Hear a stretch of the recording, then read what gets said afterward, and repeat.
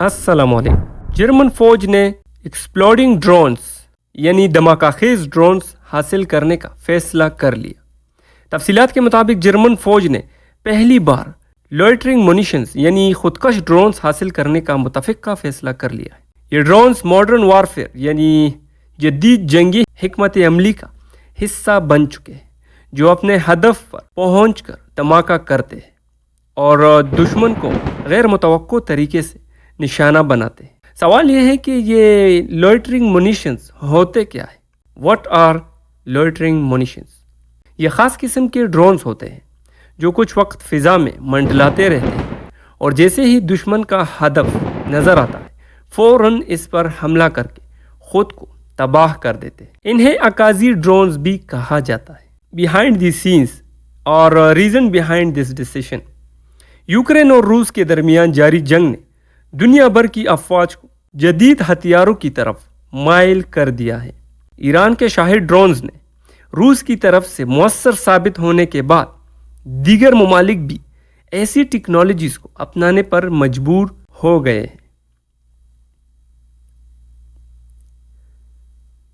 جرمنی کا یہ فیصلہ کیوں اہم ہے؟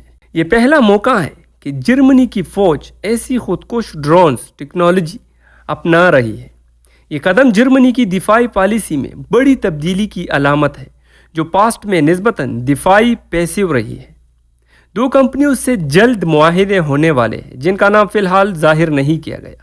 نیکسٹ موو یعنی اگلا مرحلہ۔ معاہدے کے بعد ان ڈرونز کی ٹیسٹنگ یعنی ان کی اڑان اور جانچ پڑتال جرمنی کی مختلف افواج جیسے آرمی، نیوی اور ایئر فورس کرے گی۔ یہ ڈرونز مستقبل کی جنگوں میں اسٹریٹجک برتری کے لیے نہایت اہم سمجھے جا رہے ہیں۔ پاسٹ ایگریمنٹس، جرمنی اس سے پہلے بھی 2023 میں اسرائیل کی ایک ڈرون کمپنی کے ساتھ معاہدہ کر چکا ہے، جس سے کہ لوئٹرنگ مونیشنز کی خریداری کو یقینی بنانا تھا۔ اس کے ساتھ ساتھ جرمنی نے نومبر 2024 میں یوکرین روس جنگ نے یوکرین کو 4000 HX-2 کرما لوئٹرنگ مونیشنز بھیج دیے تھے، جس سے یہ اندازہ لگایا جا سکتا ہے کہ اس سوسائڈل ڈرونز ٹیکنالوجی کو لے کر جرمن کتنے سیریس ہیں۔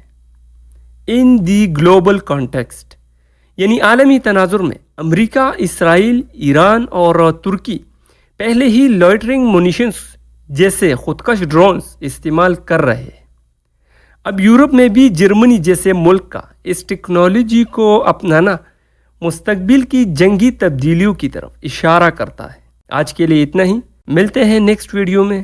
والسلام۔